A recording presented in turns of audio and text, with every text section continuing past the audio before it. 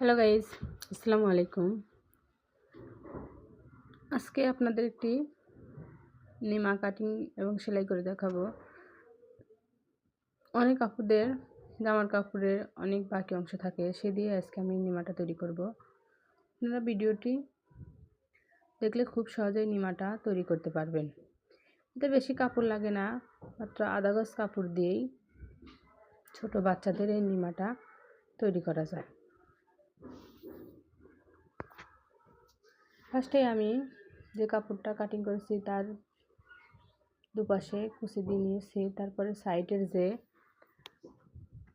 হাতার বগলের নিচের অংশটা সেটা সেলাই দিয়ে এভাবে আটকে নেব। তারপরে যে ফিতার ডিজাইনটা করব তা ওই কুচির সাথে অ্যাডজাস্ট করে নিচ্ছি।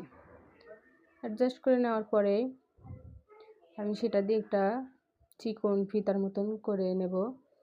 এটা একবারে সেলাই দিয়ে আটকে নেওয়াটাই ভালো হয়, বারবার এই বাড়তি কাজটা করাটা ভালো লাগে না। এই জন্য আমি এভাবেই সেলাইটা দিয়ে ফিতাটা তৈরি করে নিয়েছি এবং দু সাইডে এভাবে সেলাই দিয়ে আটকে নেব। এটা বেশি সময়ের ব্যাপার না, আপনারা চাইলে খুব সহজেই এটা করতে পারবেন। এরকম যদি কাজ আপনাদের করার ইচ্ছা থাকে তাহলে আপনারা আমাকে কমেন্ট করে জানাবেন। আপনারা যদি এরকম ভিডিও আরও পেতে চান তাহলে আমার চ্যানেলটিকে সাবস্ক্রাইব করে পাশে থাকবেন। আমি আপনাদের নতুন নতুন ভিডিও দেওয়ার চেষ্টা করব। ছোট বাচ্চার এই নিমাগুলো আপনারা খুব সহজেই তৈরি করতে পারেন, খুবই অল্প কাপড় দিয়ে। আমি এটা করেছি একটা ড্রেস বানানোর পর বাকি যে কাপড়টা ছিল সেটা দিয়ে এটি তৈরি করেছি। দেখতেই পাচ্ছেন যে বেশি সময়েরও ব্যাপার না।